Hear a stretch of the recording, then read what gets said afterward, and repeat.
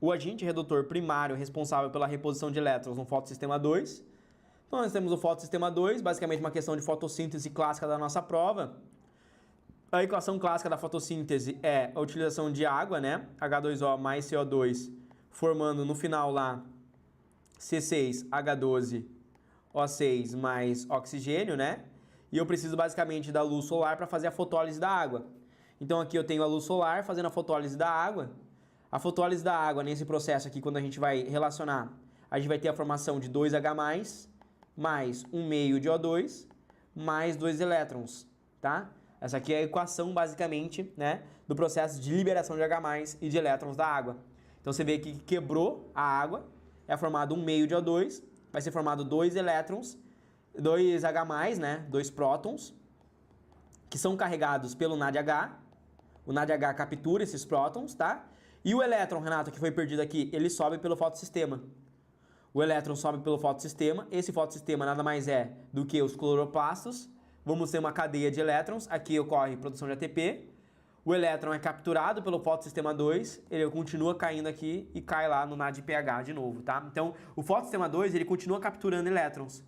A questão é, se o fotossistema 1 captura elétrons do fotossistema 2, se o fotossistema 1 captura elétrons no fotossistema 2, quem repõe um elétron para o fotossistema 2? A água, tá? É a fotólise da água que repõe os elétrons. É essa reação aqui, tá?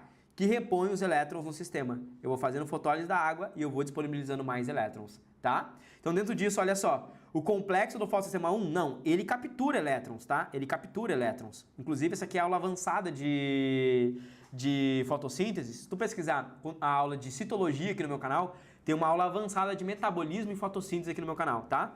Onde a gente desenha na mão todo o fotossistema 1 e o fotossistema 2, tá? Então, fotossíntese é o conteúdo mais importante para saber a prova, né? Complexo de citocromo. Não, isso aqui tem a ver com respiração celular, né? Aí, respiração celular, você tem que lembrar que envolve lá, por exemplo, o que inibe?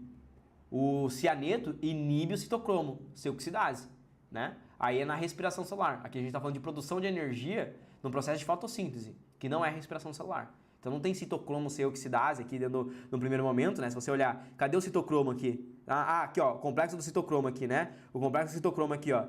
O que ele está fazendo, ó? Ele está capturando esse elétron e ele está jogando para cá. Ele faz parte ele faz parte do processo. Ou seja, ele pega o elétron e ele joga para cá. Se você lembrar da aula de ontem, tá?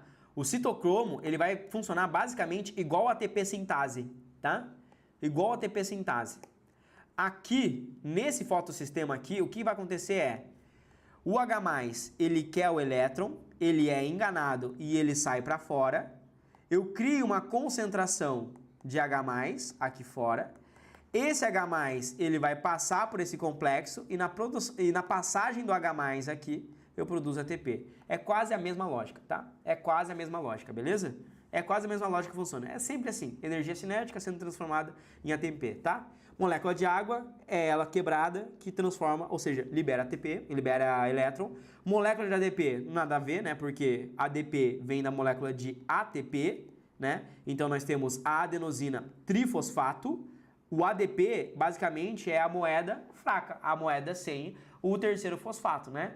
Ela recebe o fosfato de novo e volta a ser a moeda de ATP, tá? Então, a molécula de ADP não tem elétron nela, é só fosfato, tá? Radiação solar não, porque a radiação solar, ela atua na fotólise, ela quebra a água, ela não fornece elétron, tá? Ela fornece fóton, e fóton não é elétron, tá? Ela fornece fótons, tá certo? E fótons não é elétron. Beleza?